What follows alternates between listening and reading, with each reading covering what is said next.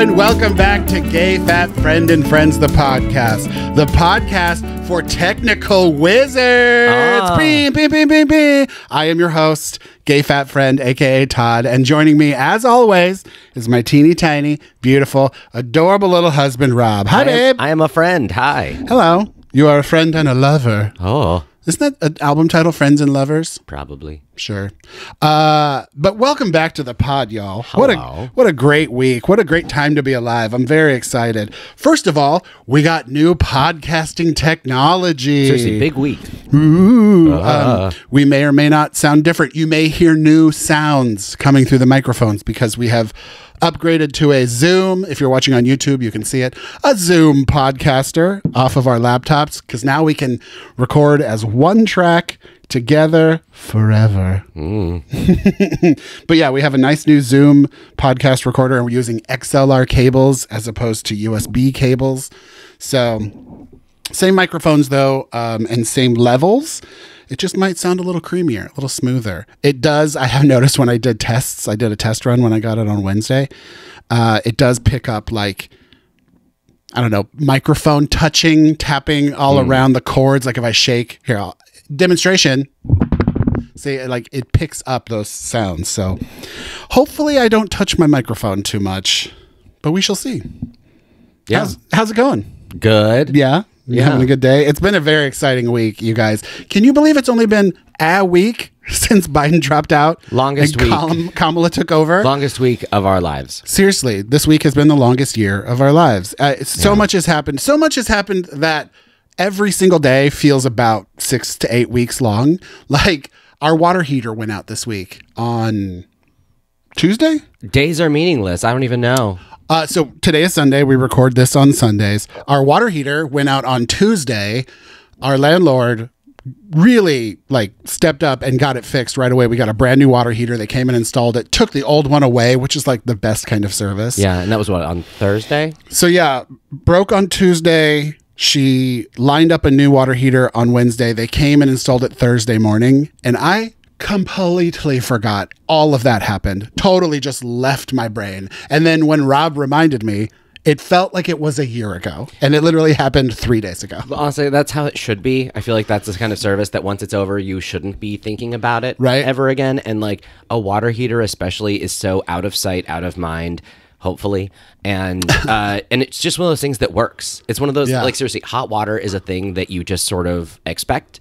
And yeah, I don't want to think about it. I'm actually kind of thrilled that that is a part of the week that we both forgot happened for a while. Yeah. I'm glad nothing worse happened. Right. But like personally to us. But seriously, yeah, just big week between work stuff, world stuff, water heater stuff. I mean, Olympics, excuse me, Olympics, politics, water heaters. So much happened this week. I had a long-awaited order from Mondo that arrived this week. It was a very big week. Yeah, you added massively to the record collection. I bought 11 records, but I ended up getting 2 free mystery boxes of 5 records each. So I paid for 11, but I ended up getting 21.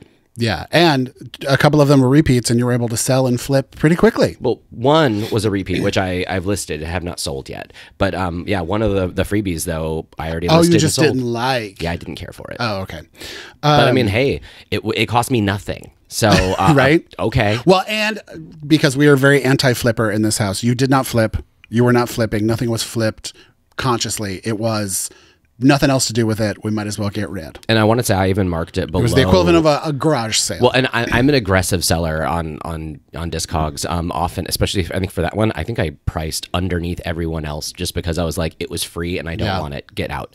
And it's just one of those things of like, I don't even want to make room on a shelf. Like, let me put it in a box and send it to somebody. Yeah. So yeah, I want to say I marked it below market rate anyway, because I was just like, let's just get rid. Get rid. But back to the water heater. Sorry. No, you're fine. It's one of those things where, like, so we rent, we don't own, obviously.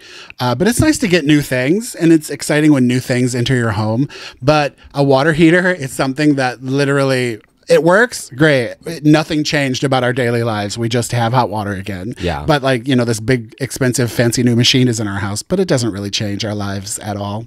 Yeah. It's like we couldn't get like a deep freezer, you know, something exciting we can use that will change our lives. I couldn't even told you what the old one looked like until Tuesday. We tried to turn it back on. Yeah, until Tuesday when I was on the ground trying to relight the pilot. Yeah, it's like, in a very tight corner, almost like a tall crawl space of our house. Yeah. And Rob was the only one that could fit back there to relight the pilot. And I watched a few YouTube videos. I Googled. We figured out how to light a pilot light, which was terrifying, but we did it. And that's how we figured out it was broken. Which I will say, at least, you know, of all the things that could have gone wrong with a water heater, that was fine. It just stopped working. Yeah, it's probably the best. Us having tepid and then realizing it's like not warm water. Yeah, is the easiest and best situation. Like we couldn't run our dishwasher for 2 days. We were in the kitchen cooking, running the water, cleaning a dish, and it just wasn't warm. I noticed. I was like, "Wait a minute! The water has been on for so long. Why is it just tepid? This is bad." And I'm somebody who normally has the water on full scalding, like just for better you know, for lack of a better description. Yeah, I want to basically like melt my skin off with the kitchen faucet. Well, and also I have just, you know, years and years of multiple landlord trauma built into my body that I freak out and get nervous whenever anything about the house breaks, because I'm like, it could take a day, it could take 6 months before they repair it, and I get really scared. But then if you think about it, a broken water heater is almost like broken escalators. Like it just turns into stairs. A broken water heater just turns water into water. Like we still had running water. We could flush toilets. I took a freezing cold shower. You could still wash your hands. You could still wash dishes with cold water. Like our lives weren't ending or upended. We just didn't have hot water. We could heat water in the kettle or on the stove. Like it's not like we were without. There are people around the world living in much worse conditions than simply not having running hot water in their home. Yeah. But, you know, my anxiety takes over because we actually do have a pretty scary hot water heater story in our past, in our lives. Like we have two? I was thinking about it because, like, don't spoil the punchline, but we have the one, the Christmas Day one or Christmas Eve, right? Yes, correct. Day. Christmas Eve. Christmas Eve. Okay, we won't get into that one. I'm going to tell that story. Well, and that was a neighbor's water heater that impacted us. Exactly. But another neighbor's water heater. But also, but remember, we had our water heater though that suddenly started. Our drip tray started getting full. And back in LA, like we had to have a water heater. Oh my god, we have 3 water heater stories. Because or at least I was only thinking of that all from one, that apartment, and then the upstairs neighbor, which I'm sure and you will then the tell. next door neighbor, Dan. Remember when they moved out? So okay, I'd forgotten about that one. I love that we're trying to not tell the punchline of all these stories with telling the punchline and then not telling the story. Yeah. So just first we're one vague is posting here. I used to be a tour guide at Disneyland for a concierge company, and obviously Disneyland open every day of the year. Our busiest days are holidays. So I'm doing a tour at Disneyland on Christmas Eve. Great money. Like Christmas Eve is a nothing holiday to us anyway. It's not like I needed to be somewhere. So I was like, yes, I'll take the tour. I'm at Disneyland with a family going around getting them on rides and stuff. And I get a text or a call or something from Rob. I bet you it was a call. There is disgusting brown water raining down in our laundry room above our hot water heater. Literal precipitation from the ceiling. And I didn't know what to do. And I think I was getting ready to go see family. Yeah. And so like, I don't think I noticed you were off work till I was like on my way out the door. Cause that was like on the way out to the car. And I literally opened the door and I was like, what do I do? Yeah. So sorry.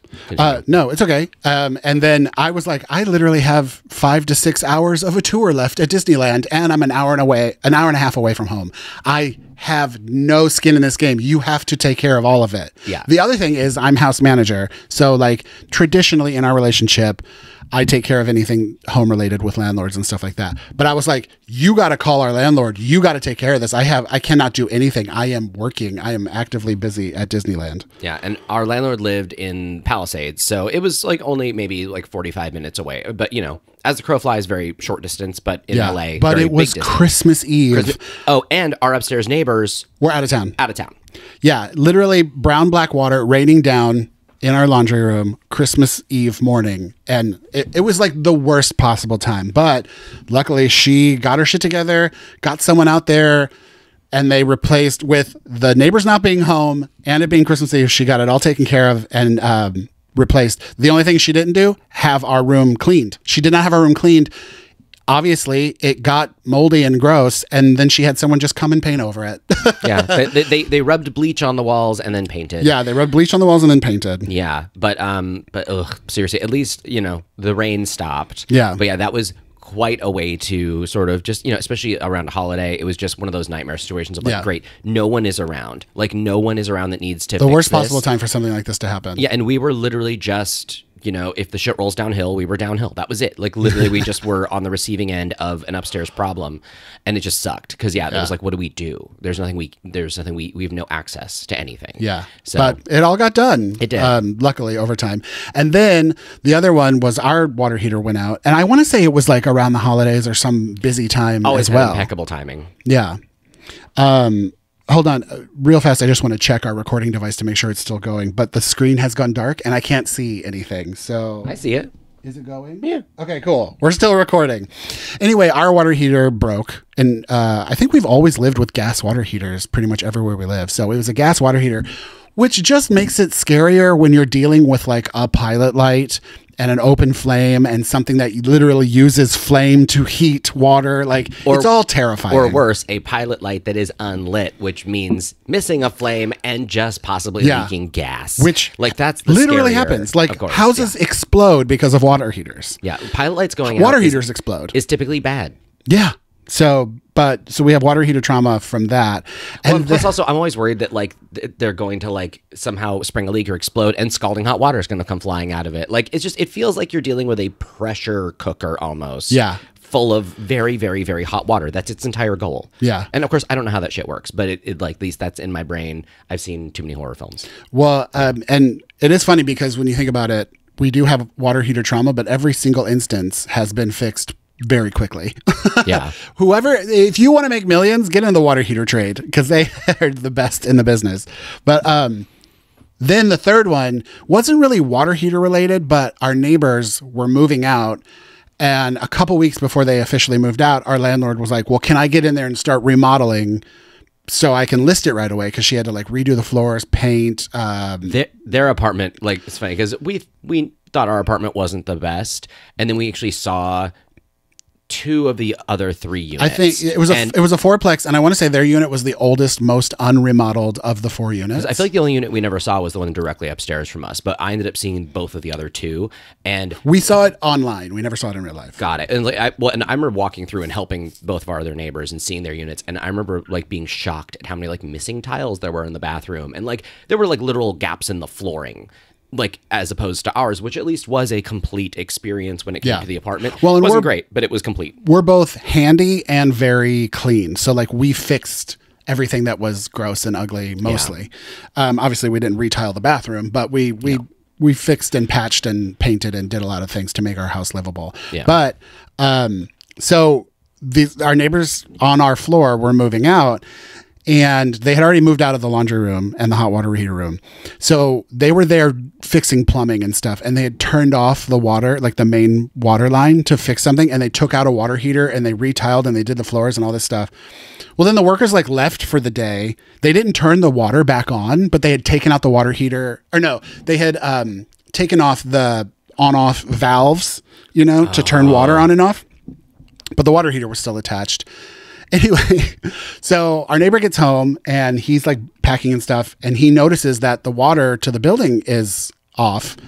And so he goes and turns it back on and isn't paying attention. Well, his water heater just starts draining red hot steaming water onto the brand new floors and out the back door. And he's freaking out.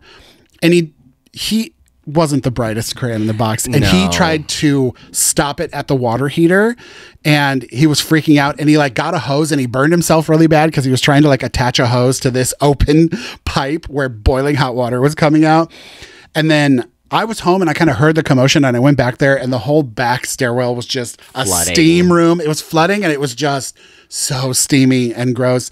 And he's kind of freaking out, and he's got this like garden hose trying to like direct the water out the back door. And I was like, dude, why don't we just turn off the main water again? And he's like, oh my God, good idea. And so I don't think I was around for any of this. Yeah. Luckily. So like I ran around to the main water line, which usually in a house apartment everywhere, it's usually like one switch. You just turn a handle. It's so easy to turn water off. And I turned the water off, and then the water stopped, and he's like, oh, good idea. I didn't think of that. And yeah, I finally got that situation fixed. But yeah, water heaters, man, stressful. Yeah. I don't know how people do it. And like I said, circling back, it's one of those things. It's like, great, we got a brand new one. Our lives are fun and better now. But they're not. It's just a machine that does its job and stays silent. I mean, I know that wasn't even our purchase, but still, like, least exciting new acquirement right? ever. Like, if something new and expensive is going to come into your home, you should at least get to play with it and enjoy it. Like, at least, seriously, we got to tell people about our new mattress. Yeah. But, like, yeah, water heater, yawn. I don't even know who makes it. I will say it did make the water smell clean and new. Not that our water smelled gross before, but it smelled literally like a new iPad. Well, and I know that you mentioned that, like, now we have a higher gallon capacity, so we went from 40 to 50. So I could take a longer shower, but even then, it's like I don't think I've ever run out of hot water ever here. No. So I'm sure it's fine. Yeah, and luckily we live in one of those houses where you can take a shower and run the dishwasher and do laundry all at the same time and like never feel a bump in the hot water. Yeah, the pressure drops, but like the pressure temperature's drops. fine. But I grew up in the middle of the woods in a house with not the best water, and so like you could not flush a toilet and take a shower and do laundry and fill a glass in the sink in the kitchen at the same time. It just didn't work. Well, also though, like literally, I'd never heard of a house that operates off of a cistern before. Yeah, which is no longer legal. It's not to code. Like you can't build a house like that. So my parents' house is on a cistern, meaning they have to have a truck of water delivered every week to keep their water filled. They don't have a well, but apparently that's, I mean, I don't want to say illegal, but it's against code. You can't build a house with a cistern. No new houses are having cisterns. No, you have to you have to have a well to have water. Well, I mean, because the whole thing doesn't make sense to me. But like, obviously, I guess when I think cistern, I think like super old Italian cities. Yeah. Like I don't think of modern, like, small scale individually owned cisterns. Yeah. Like I think of it more of just like, oh great, this is more of a societal infrastructure. Well, and it teaches you, especially as a child growing up, teaches you to ration water, which when I moved to LA and when we moved up here, there's been different water rationing things because of droughts and such. And I'm like, well, I already did that. Like for a long time, I did not like turn a shower on and let it heat up forever and then get in. Like you turn a shower on and as soon as it's barely warm enough, then you get in and start bathing because, you got to ration water. Yeah. Well, I feel like, even growing up in deserts with rationed water, it's still one of those things like you can let your temperature come. You can let something come to temperature. Yeah. Although, well, and I'm a terrible water conserver because I've always been like, that's somebody else's job. I'm letting the water run. Well, the thing is, the problem is I like playing in the water. Like, it's funny. I like doing dishes, like, to a degree because I like kind of messing around in water. Well, you like the sprayer. You like you like to spray. You like to use the different various machines I about like the pouring sink. things from one vessel into another. I don't know. There's something still very nice about that. Oh, my adorable little nerd. There's some things that you enjoy as a kid that just don't go away. Yeah. Oh, I just realized I forgot that this new podcaster comes with 4 preset audio cues. So we've become a morning zoo show now. 2 of them are songs, but one of them is applause, which if I just hold this button. Oh, thank you. Thank you. I can't hear it because neither of us there. are wearing headphones. Oh, but thank you. That should have been an applause break. That was so loud it probably like blew out everyone's speakers. And then we also get a rim shot. How great was that? But I'm assuming. Right. Again, we could plug headphones in and be like a headphone podcast, but who wants to do that? Well, instead of a rim shot, it was just like a wooga kind of thing. Like, or just like a porn moan, like that Depeche Mode song. Is it Depeche Mode? It's Duran. Seriously, but by the way, like, this is the thing where, I mean, I grew up hearing Hungry Like the Wolf on the radio and stuff, just, but I don't think I've really heard the album cut fully. And like I'm doing like a listening journey where I'm listening to a whole bunch of records and kind of discovering a lot of stuff. And I got to listen to a bunch of early Duran kind of in its entirety, instead of just singles, like the entire albums. And Rio is honestly a fantastic album. It deserves all of the praise that it's gotten over the last 4 decades. So I'm not new on this, but the album cut of Hungry Like the Wolf has some of the most pornographic, over the top moaning from a woman during the last like 40 seconds. It's almost Fight Clubby where like you don't really notice it, but it's there. And like seriously, and it's hardcore. Yeah, and on the radio cut, it is still there. It is way pulled back, and in subsequent mixes, I believe they've toned it down. But if you find like an original album mix from the 80s, it is honestly one of the most porny things I've ever heard, and it's uncomfortable. And it's actually funny that was like a huge single for them. Oh yeah. Yeah, I mean it's like it's long and loud and high pitched. Like it is just and it doesn't really serve a purpose in the song. No, like it is bold. Yeah. Anyway, but yeah. But seriously, if one of those buttons is that, I'm sorry. I love that we just talked about water heaters for 20 minutes and then ended it with moans. Yeah, with Duran Duran porny moans. What a fun podcast about nothing. Now it's time to pivot to the thing I actually wanted to talk about, which is I'm so excited about Kamala. Like I am just fully on board and just kind of diving headfirst into this campaign. And I feel like I felt in 2008 when Obama was running. Like I got the merch. What's it called when you talk to people about voting? Canvassed. I convinced people to vote for Obama. I wore merch constantly. Like I was just very on board with Obama and excited. And then when he won, just like life just felt happy and progressive. And it really felt like the world was changing. And I feel like that again with Kamala. I'm so ready for a female president. Like just the world. It's time. Like it's weird that we still live in a time where we're breaking records like this. You know, this technically is the future that we were promised in the 80s. Like we still haven't had a woman president. Like it is so funny whenever everybody's like, oh, well, you know, any woman who can be, you know, they can be like that time of the month and they can declare war. Okay. First off, how many other countries, developed nations, have had women leaders that haven't started wars? Like, let's start there, first off. Or who have ended wars. Or, like, yeah, how many wars have been started by women? I'm going to go with very, very few. Right. And also on top of that, and this is not to, like, get way into this, but also, like, given Kamala's age, she's either during or post the change already, so at least like I would menopause. Yeah, I would imagine that like she's already kind of past. I mean, obviously I know there's a lot of hormone maintenance to be done afterward, but at least careful, dig up. No, that's a thing where like seriously, at least like hormone replacement therapy is a thing that a lot of women choose during menopause. But I think what you're trying to say is it shouldn't even be a conversation. It's not even a real thing. It shouldn't be, but it is funny that everyone literally because men are the most moody, bitchy little people on the planet.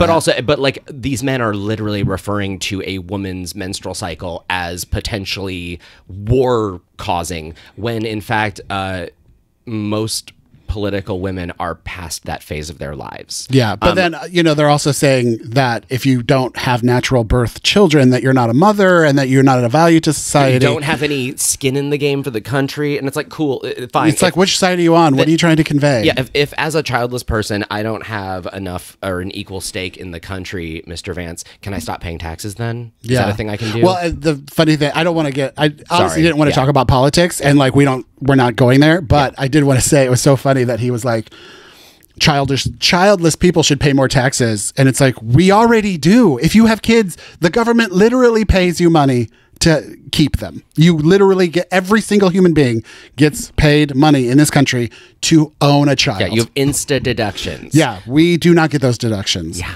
But anyway, what I wanted to say, back to the happy excitement, is that I feel like 2008 again, and it just got me thinking about 2008 a lot. And that was what?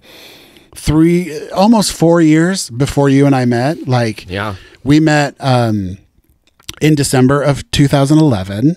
And so, yeah, 3 years, right? Yeah, 3 years before you and I even met, we had this 2008 Obama excitement. And it's funny. So I'm living in LA.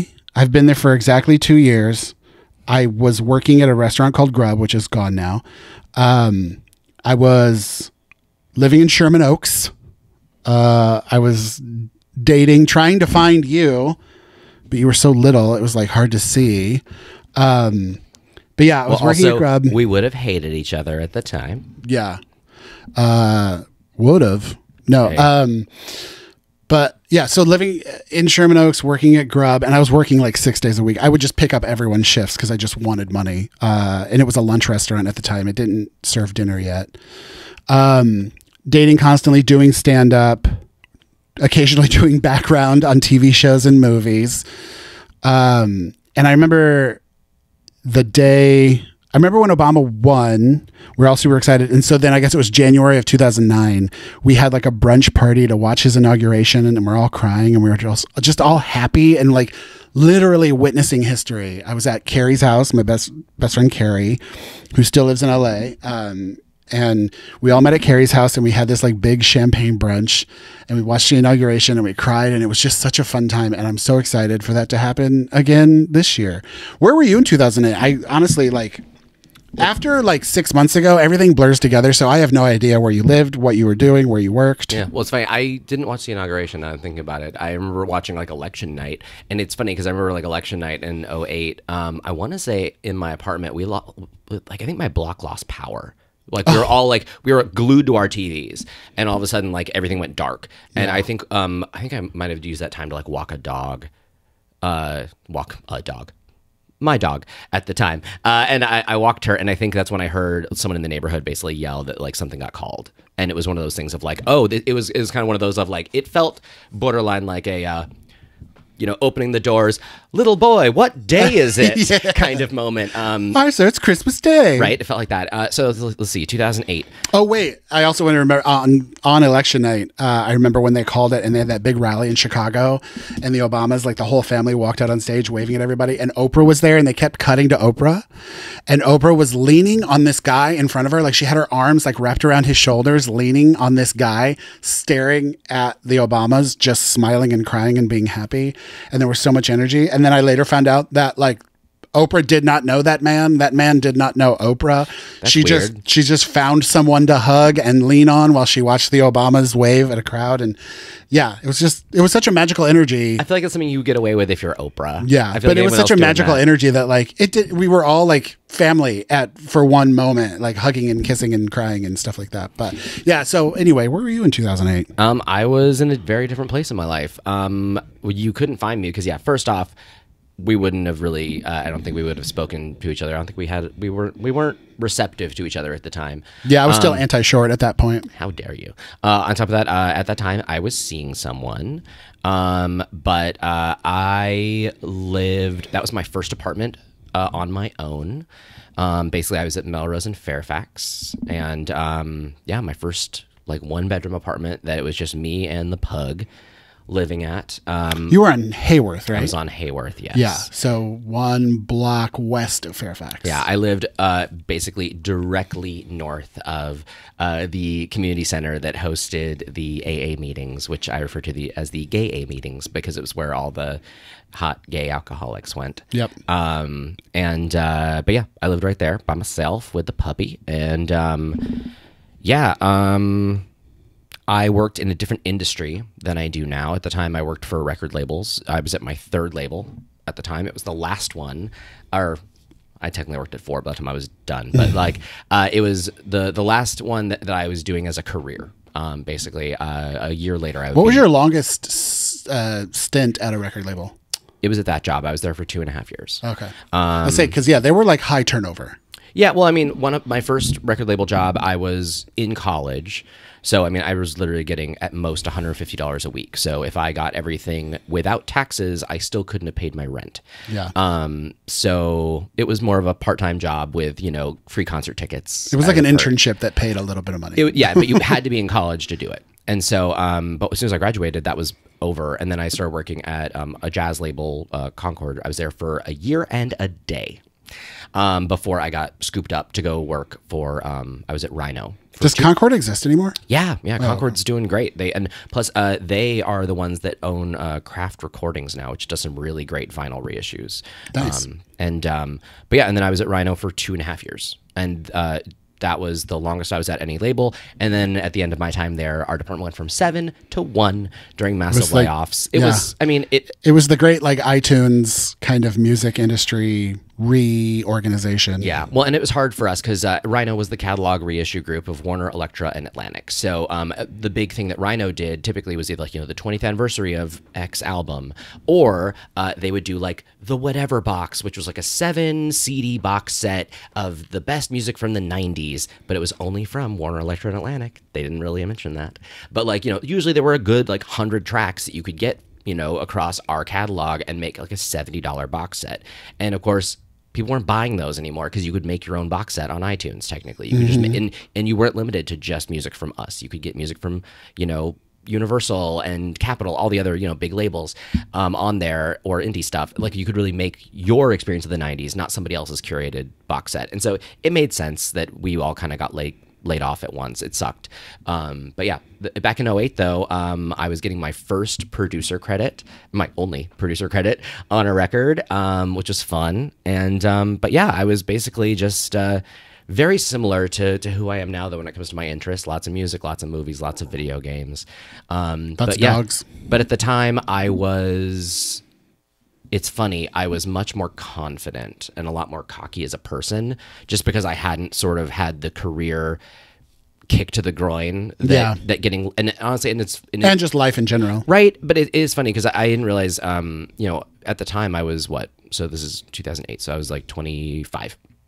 And, at the time, like I still felt like I was invincible.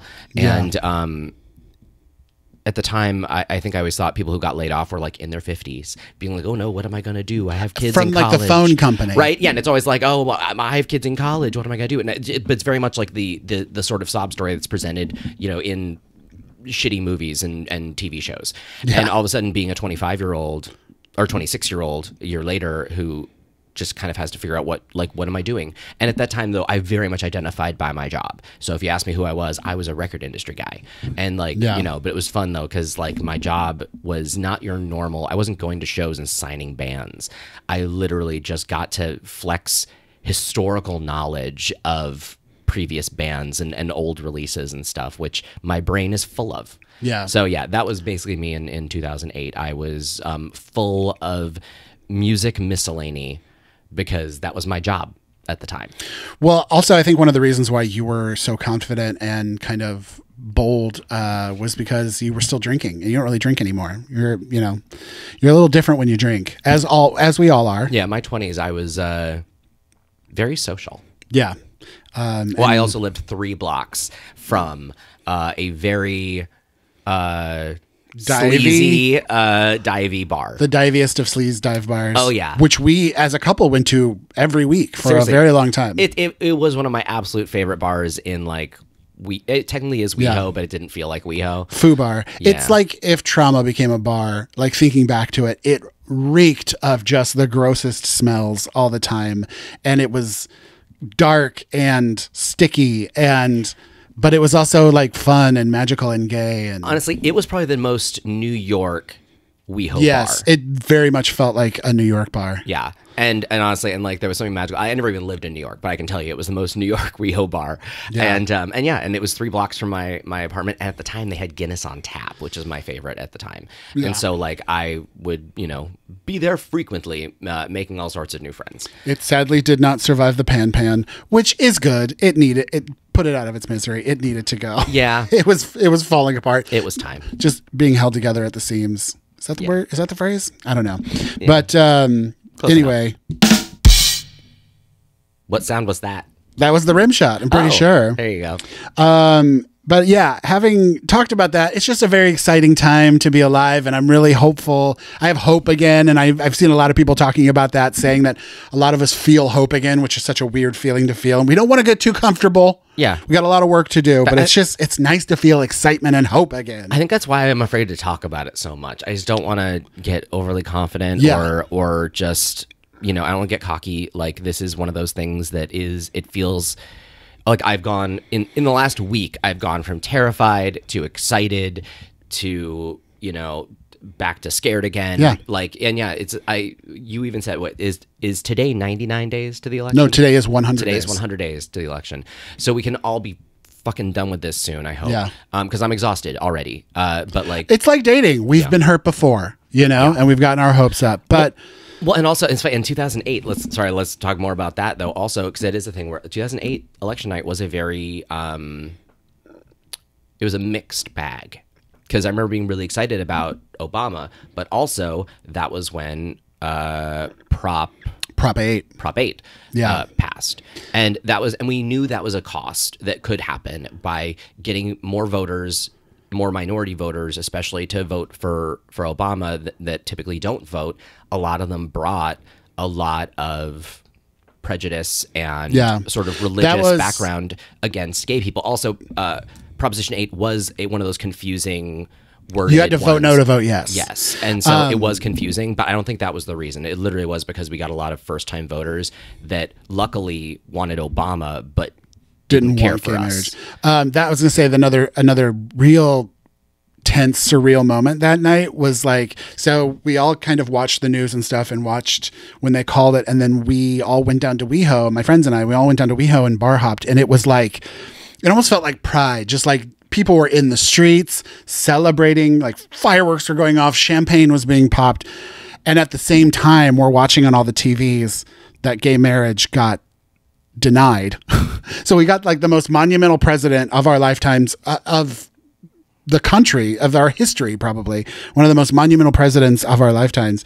But then we also like lost gay marriage. So it was very just like, it was so like hard to celebrate. It was weird. Well, and it is very much one of those 2 steps forward, 1 step back kind of moment. It did still feel like we were moving forward, but at the same time, it just sucks to have a reminder given to you that like, as much as a lot of the country is ready for progress, there's still specific hate in their hearts for you. Yeah.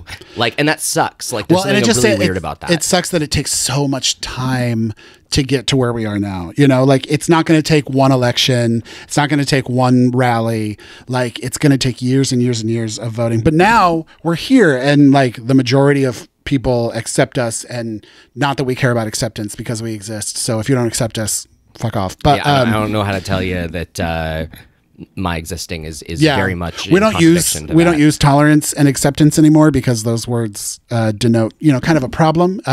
We don't care if you tolerate us, and we don't care if you accept us, but it does take a long time to finally get people to realize that, hey, I can come out of the closet, hey, my kid is gay, I don't care, like all this stuff. Like, it takes so much time to like build that zeitgeisty social norm, and it sucks because we have to age through it. You know, it's just like, man, I wish I was 25 now when all this stuff is happening instead of 44. But anyway, hey, you're not that yet. Calm down. I know, I have 1 month. Anyway, I'm just excited. And I think being excited, it's time to move on to our final segment, which is What's Your Order? What's Your Order?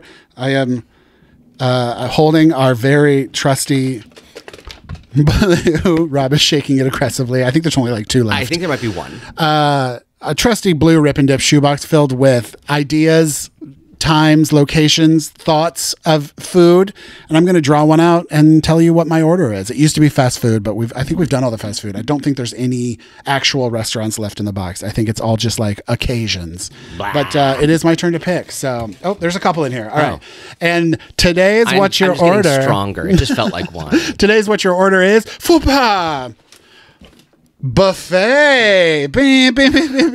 Just the concept of buffet. I love buffets. I love variety. I love choice. I definitely loved buffets a lot more pre-pandemic. Now that I have like germ phobia trauma in my body, buffets are a little different. I feel like I notice more and I think about more just grossness that can happen with a buffet. Yeah. But I love a buffet. Buffets of all kinds. Like, I love a dessert buffet. I love a Mexican buffet. I love a Chinese buffet. I love an all-American buffet. I love a Vegas buffet, a seafood buffet. I would say probably my favorite buffet, though, is a brunch/breakfast buffet. See, I think that's going to be probably my favorite. I love them so much. Because I love the thought of, like, getting a lot of exactly what you want. Because, like, when you go to a diner or a restaurant and you get the like 2 and 2, you know, 2 eggs, 2 bacon, 2, I don't know what the third 2 is, but 2 potatoes, whatever. I'm a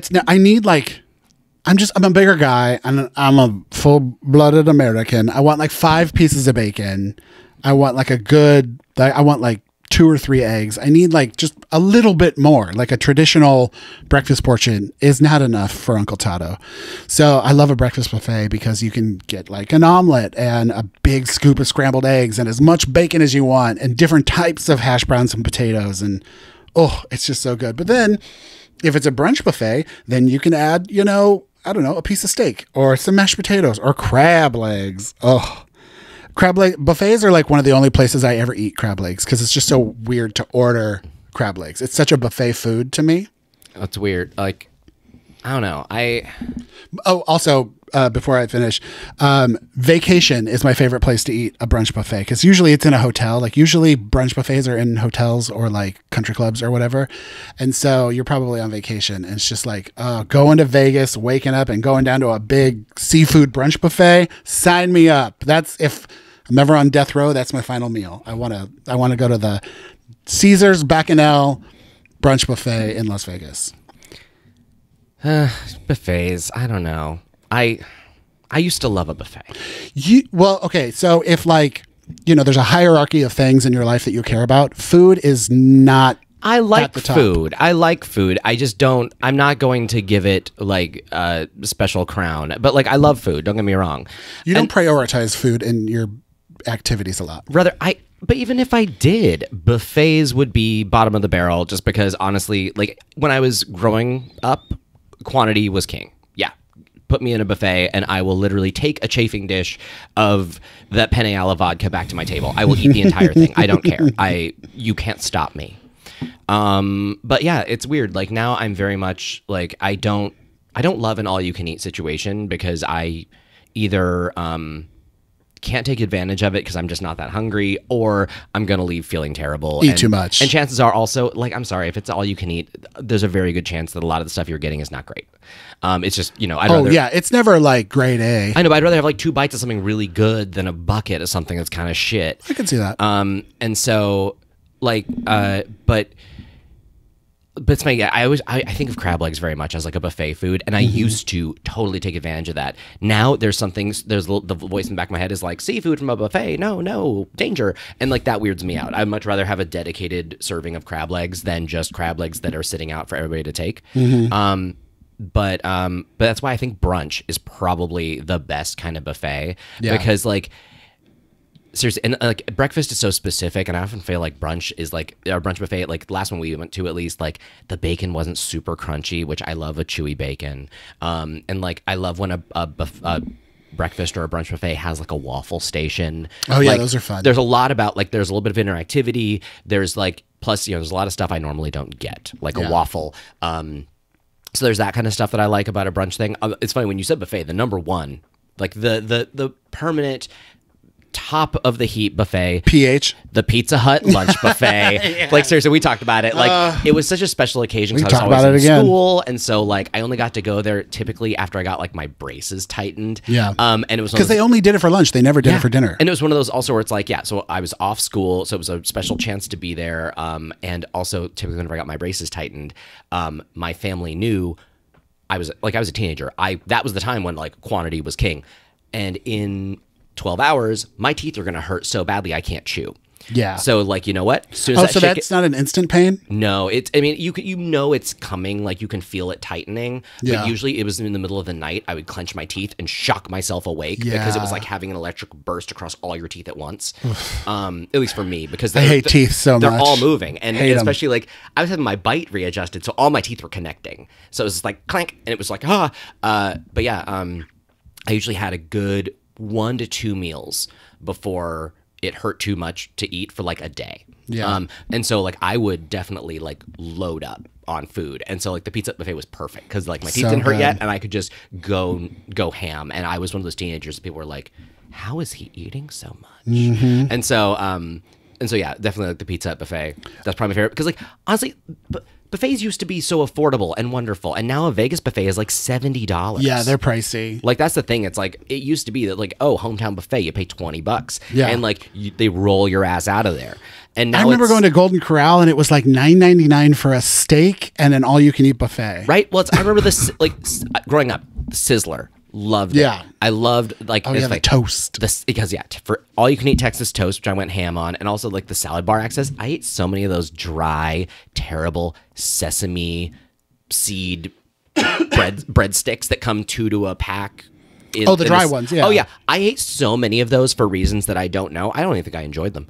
But they were like crunchy, and I ate them. I loved the act of opening a package. It wasn't a cracker, it was something different. I think it gave like a Bugs Bunny fantasy. You only got them at salad bars. Oh yeah, and so it's funny. There was a lot of like various buffet items that I loved. It's like I used to be thrilled that the Sizzler salad bar had cottage cheese. Same. Well, that's what I was going to say too. See also subsection, genre salad bars. I love salad bars, and usually a salad bar always accompanies a buffet. Yeah. And salad bars are always the best because you can just get a lot, like you can get exactly what you want and a lot of it. Like, me, I love to drown things in ranch. Soup Plantation is very much like in the buffet bucket to me, right? Yeah. That's not all you can eat. Like once you get your salad. No, it's all you can eat. Oh, you can go back and do it again? Yeah. Oh, okay. So yeah, I mean like Soup Plantation was nice. But yeah, it's weird. Like that's usually where you could always get soft serve or Frogurt. I think I only went there with you. Bar. The one at the Beverly Center, at the Beverly Connection. Yeah. Well, I guess the last buffet we went to is probably Fogo de Chaux. Technically a buffet. Yeah. Was that the last buffet we've gone to? Because I feel like I guess no. I mean, there was the wedding. The wedding had a brunch buffet. Oh yeah, like catering kind of cafeteria style stuff. But I feel like the last the last all you can eat food situation that we paid for.